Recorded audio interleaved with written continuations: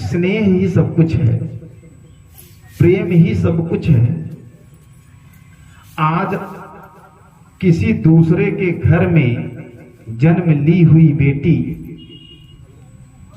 खेलती है दूसरे के आंगन में, किलकारियां मारती है दूसरे के आंगन में, जिद करती है पायल ला दो, पापा फ्राक ला दो, चुनरी ला दो,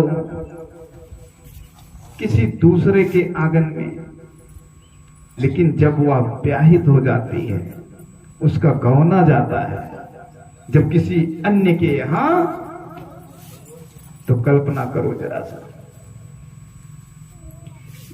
बेटियों के बारे में जरा सोचिए। सब कुछ कहां से पाई रहती है, मम्मी पापा के गोद में उसको सब कुछ मिलता है। मां का इतना बड़ा त्याग होता है, पिता का इतना बड़ा स्नेह होता है, जो एक बार बोल देती है, कह देती है, पापा चाहे जैसे ला करके उसको दे देते हैं। लेकिन जब वह ससुराल जाती है तो सोचिए, उस अनुबंधन में, अन्य प्रीत में, वह वहां से मोह भंग होकर के अपने कर्तव्य पथ पर चल पड़ती है। ये होती हमारी माताएं, उस आंगन को भूल जाती है। यह है इनका परम त्याग। संयोग से आज बेटी दिवस है और बाड़ी भी ऐसे निकली। बेटियां बहुत ही महान होती हैं। अगर बेटी न होती तो हम न होते। बेटी है, बेटी ही मां स्वरूपणी बन जाती है, और जिसके कारण जितने भी पुरुष वर्ग और मां वर्ग बैठे हैं, सब उसी से ही उनकी उत्पत्ति होती है। इसलिए हमारे देश की, हमारे पूरे विश्व की, इस समस्त सृष्टि की समस्त बेटियों को बेटी दिवस पर हम सभी बेटियों को नमन करते हैं। और इस पर यह कहना चाहेंगे, बेटियों से कभी भी बैर ना पालिएगा। किसी के पास एक बेटी हो, दो बेटी हो, तीन बेटी हो, उसके बाद कोशिश करो संतान उत्पत्ति ना हो चले। लेकिन जो बेटियां आ गई हैं, उनको या उनके जन्म से आप भयभीत ना होएं, ना ही उनसे घृणा करें।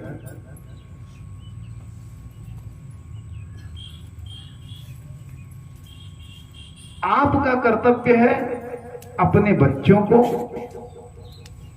संस्कारित बनाना। अभी मैं बात लाऊंगा जो गुरुदेव जी ने कहा, वहां लाके जोड़ रहा हूं।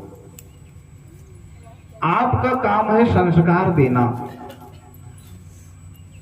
माटी का जैसे लोटा होता है, ऐसे ही आपके बच्चे होते हैं। कुम्हार उसको कितना बढ़िया सुराही बना देता है, दिया बना देता है, कुल्हड़ बना देता है, घड़ा बना देता है, आपको पूजने के लिए तमाम बर्तन क्रिएट कर देता है। सदगुरुदेव जी कहते हैं, अंतर हाथ सहारते और बाहर बाहर चोट। गुरु कुम्हार सिख कुंभ और गढ़ी गढ़ी काढ़े खोट। अंतर हाथ सहार दे, बाहर बाहे चोट। गुरु जिस प्रकार से आपको संवारना चाहता है, उस कुम्हार की तरह आप संवर जाइए, आप संवर जाइए।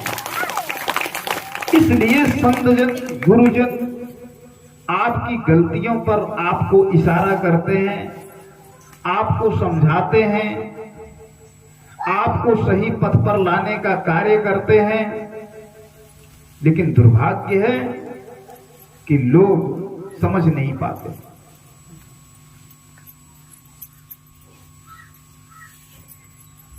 आप से मैं फिर वही बात दोहराता हूं कि सच अपने हृदय पर हाथ रख करके आप सोच लीजिए कि आप सुबह सो करके उठते हो, तब से पता नहीं क्या क्या सुनने को मिलता है आपको। प्रकृति की आवाजें मिलती हैं, पक्षियों की आवाजें मिलती हैं, पशुओं की आवाजें मिलती हैं। कभी बिल्ली रोती है, कभी कुत्ता रोता है, तो कभी भौंकता है, तरह तरह की आवाजें, और आप डरते भी हो। लेकिन अभी गुरुदेव ने जो कहा कि जो आवाज आपको सुननी है, जहां आपकी सूरत लगनी है, जो आपको सतगुरुदेव से जोड़ेगी, वह कब सुनोगे? 29 दिन 30 दिन आप हमेशा ताने बाने सब कुछ सुनते हो। एक दिन सुनने के लिए यहां उपस्थित हुए हैं, यहां पूरे तन मन धन से सुनने का प्रयास करिए और इसको जीवन में उतारिए। गुरु जो होता है वह आपको गुरु ही बनाता है। यहां जितने लोग उस बात को समझ गए, वह सबके सब गुरु ही हैं। जितने लोग बैठे हो, ये नहीं कि ये गुरुजी है, वो गुरुजी हो, ऐसा कुछ नहीं है। अगर आपको उस आत्म परमात्म तत्व का ज्ञान हो गया है, उस जहां पर ग्रंथियां पड़ी हुई हैं, गांठें लगी हुई हैं, जिसको गोस्वामी बाबा तुलसीदास जी ने तोड़ने की बात कही, समझने की बात कही। अगर आप उस भेद को, अकथ कहानी को आप समझ गए, तो आप भी गुरु ही हो।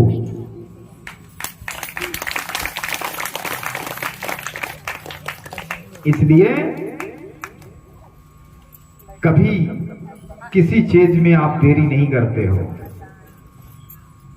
भोजन बनाने में यदि देर होता है तो जल्दी करते हो, भोजन परोसने में जल्दी करते हो, अतिथियों के स्वागत सम्मान में सब कुछ जल्दी करते हो, बच्चों को विद्यालय भेजना है जल्दी करते हो, समय का अनुपालन करते हो, सोने के लिए जल्दी सोने का प्रयास करते हो, सुबह उठने का प्रयास करते हो, सारे दैनिक क्रियाओं को करने का प्रयास करते हो, लेकिन एक चीज करने में बहुत लेट कर देते हो। वह क्या है? भजन। एक दिन बीत जाता है, 2 दिन बीत जाता है, सोचते हो आज भजन करूंगा, आज भजन करूंगा, आज भजन करूंगा, अंततः भजन नहीं कर पाते हो। का तो मैंने क्या करी, इतना काम रहा था कि फुर्सत ही नहीं आने की रच की एक दाएं भजन कैली, भगवान के नाम कैली। अरे कितना बिजी हो गए हो।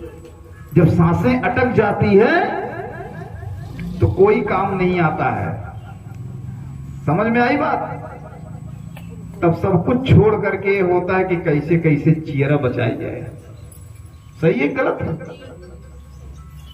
अरे 5 मिनट समय दो। 24 घंटे में 2.5 घंटे का समय यदि आप भजन सत्संग में नहीं लगा रहे हैं, ध्यान सुमिरन में नहीं लगा रहे हैं, तो आपका जीवन व्यर्थ है।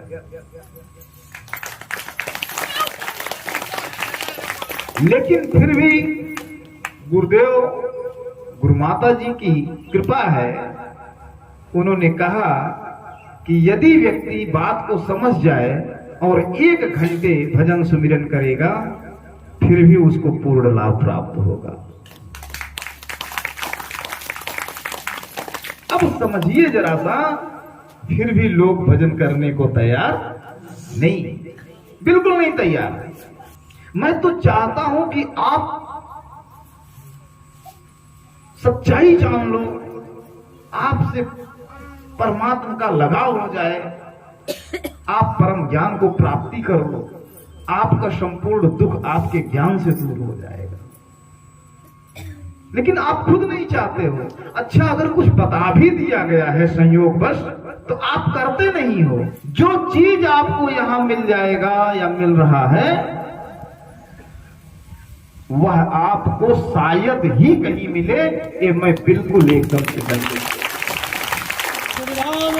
अगर किसी को ये लगता है इस मंच के माध्यम से अपने गुरु के ऊपर पूर्ण श्रद्धा रखते हुए, मैं दावे से कहना चाहता हूं, अगर इसमें किसी को कोई शंका महसूस होती है, वो एनी टाइम कभी भी आकर के मिल सकता है, बात कर सकता है। थोड़े से ईमानदार बनिए। एक आदमी इसमें से बता दो, कोई किसी को मैंने कभी दबाव बनाया कि तुम भजन करो, कभी कहा? बोलो जी नहीं। कभी मैंने ये कहा कि तुम आश्रम आओ? जी नहीं। दबाव बनाया? कभी किसी से मैंने कहा कि फला कार्यक्रम है, इतना दान दे दो? जी नहीं। कभी कहा? जी नहीं। कभी गुरुदेव जी कहे? जी नहीं। निर्मल बाबा कभी कहे? कोई नहीं कहा। इसमें से कोई संत आपको लूटने के लिए आपके घर गया? तो अब बताओ,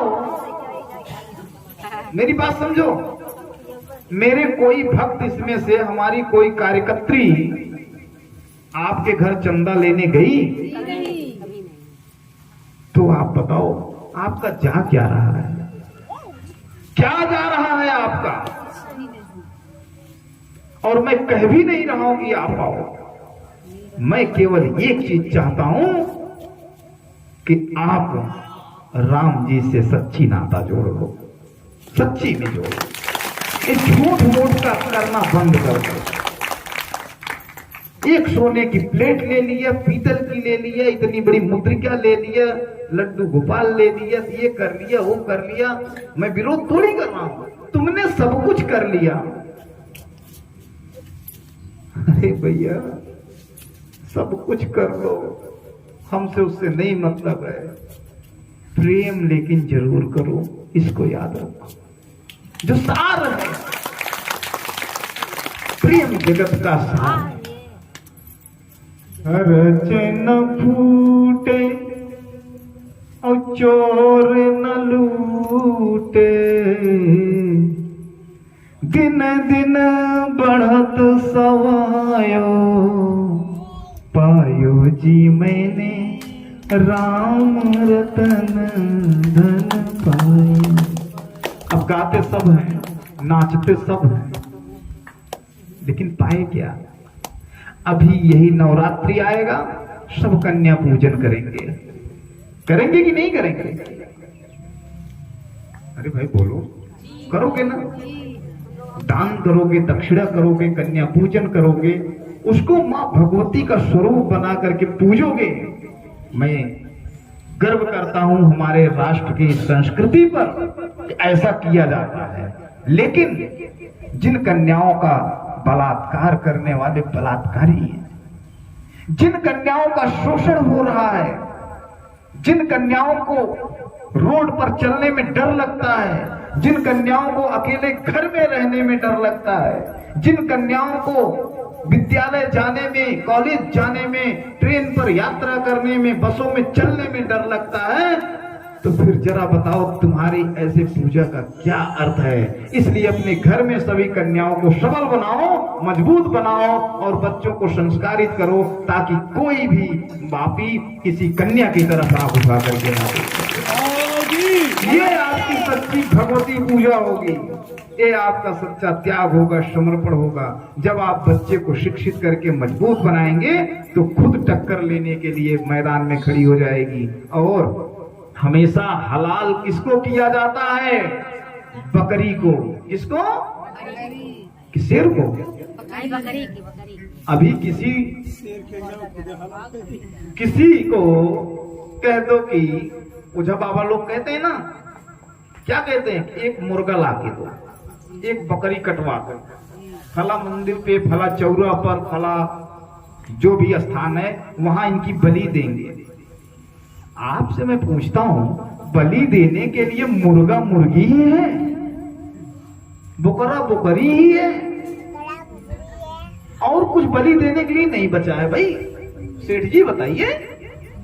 अरे उनसे कह दो कि जब बकरी देने से, मुर्गी मुर्गा काटने से मेरी 2 मनोकामनाएं पूरी हो रही हैं, तो कह दो बाबा जी मैं शेर कटवाऊंगी ताकि मेरी सारी मनोकामना पूरी हो जाए। है मजाल, है दम।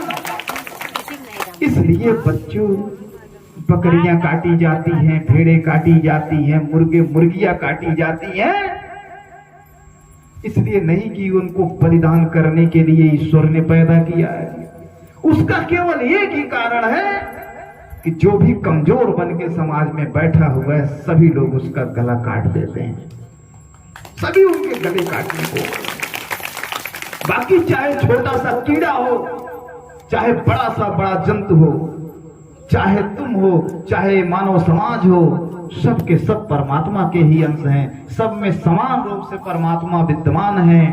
इसलिए सभी के सभी पूजनीय हैं, वंदनीय हैं, और सभी का इस प्रकृति में जीने का पूर्ण अधिकार है। आपका बिल्कुल अधिकार नहीं कि अपने स्वार्थ के चक्कर में किसी की बलि चढ़ाओ या किसी को मारो काटो।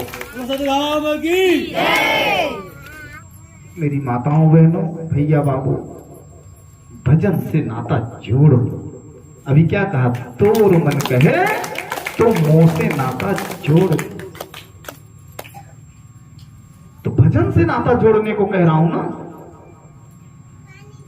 कितने लोग कहते हैं गुरुजी आ जाइए आ जाइए आ जाइए, साल 2 साल 3 साल बीत जाता है, किसी के घर नहीं जा पाता हूं। बात समझ में आ रही है? तो नाता शरीर से जोड़ने को नहीं कह रहा हूं, नहीं तो रोज रोज आपके घर पहुंचता होता, अगर लालच होता, अगर ऐसी बात होती। लेकिन मैं ये सोचता हूं कि भजन से नाता जोड़ोगे, अगर आप भजन में रमे हो, सच्चे ज्ञान में रमे हो, तो मुझे पूरा भरोसा है, मैं मिलूं शरीर से या ना मिलूं, लेकिन तुमको तुम्हारा परमात्मा कुछ करने की ही इच्छा है। सुबह सुबह जो है अच्छी आवाजें ही सुननी है, तो जाओ अपने घरों में सुबह उठने के बाद, बिस्तर पर उठने के बाद हाथ जोड़ करके, आंख बंद करके सदगुरुदेव को याद करना, सत्य धाम को याद करना, यहाँ के लोगों को याद करना, मुस्कुराना। तुम्हें सुबह की वो ताजगी, तुम्हें सुबह की वो बयार, तुम्हें सुबह का वो सानंद, तुम्हें ब्रह्म मुहूर्त का वो परिणय, तुम्हें वह श्रुति स्मृति प्राप्त होगी जो तुम्हें जीवन भर आनंदित रखेगी। करके देखो। और कुछ करने की जरूरत है?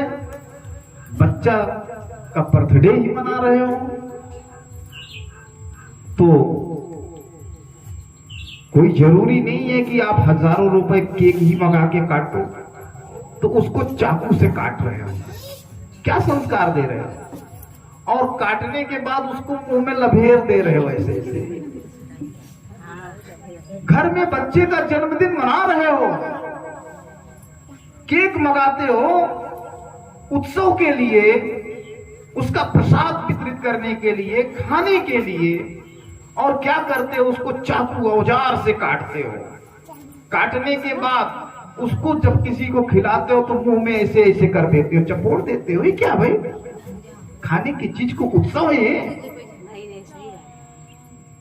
अरे एक दीपक जलाओ, क्या करो? एक दीपक जलाओ, अपने घर में जो सबसे बुजुर्ग हो उनको बगल में कुर्सी लगा के बैठाओ, जो सबसे छोटा हो उसको भी बैठाओ, जो सबसे बड़ा है उसी दीपक से उस बच्चे से आरती करवाओ, और जो सबसे छोटा है उसकी भी आरती करो। आपके घर में प्रेम की गंगा बैठेगी और उस बच्चे के अंदर संस्कार जन्म लेगा, और वह बच्चा वैसे भी दीर्घायु और संस्कारवान बन करके आपके आंखों का तारा बनेगा। इस तरह से बच्चों को संस्कार करेंगे। और कुछ करना है, और कुछ करना है तो अपने दरवाजे पर मेरी मत लगाना। जो भी आपका इष्ट है, आपका कमरा है, दरवाजा है, वहां पर स्मृत करने के लिए अपनी माँ की एक फोटो लगा दो, अपने बाबूजी की फोटो लगा दो, अपने गुरुजी की फोटो लगा दो। जब आप खोल करके देखोगे, जब अपने उन महापुरुषों को देखोगे तो तुम्हारे अंदर ऊर्जा आएगी और ताकत आएगी। मेरे पापा ऐसे थे, मेरे दादा ऐसे थे, मेरे नाना ऐसे थे, मेरे देश को आजाद करने वाले वीर सिपाही ऐसे थे, मेरे भगवान लोग ऐसे थे। उनको देख करके तुम्हारे अंदर एक साहस आएगा और वह तुम्हें निरंतर ऊर्जा प्रदान करेगी जो तुम्हें सदैव आएगी। तुम फूल चढ़ा दो, पत्ती चढ़ा दो, सोने चांदी, हलवा पूड़ी, खीर बखीर, दूध, कुछ भी चढ़ा दो, उससे कुछ होने वाला इसलिए नहीं कि वो सब तो परमात्मा का है ही। तुम उसे क्या चढ़ाओगे? अगर तुम्हारे पास कुछ परमात्मा को चढ़ाने के लिए है, ईश्वर को चढ़ाने के लिए है, अपने इष्टों को चढ़ाने के लिए है, तो वह तुम्हारे पास तुम्हारा भाव है, तुम्हारा प्रेम है, तुम्हारी भक्ति है, तुम्हारे सांसों की पूंजी है। तुम अपने इस सांस को जो उसके सुमिरन में लगाओगे, बस इसके अलावा और तुम्हारे पास कुछ नहीं है। जितने दिन के लिए हो, जैसे हो, अपने सांसों को उनके चरणों में समर्पित करो, अपने भाव को समर्पित करो, अपने सुमिरन को समर्पित करो, अपने उस अमूल्य समय को समर्पित करो। इससे बड़ा समर्पण और कुछ नहीं होगा। इसी के साथ मैं आप लोगों से आग्रह विनती निवेदन करता हूं कि कुछ भी करो, कुछ भी करो, लेकिन निस्वार्थ भाव से। आश्रम आपका है, मेरा नहीं है, डरने की जरूरत नहीं है। अरे भैया, जब प्रीत लग गई है प्रभु जी से तो डरने की क्या बात है। अभी कितना सुंदर भजन सुनाए हमारे सेठ। लगन तुमसे लगा बैठे, जो होगा देखा जाएगा।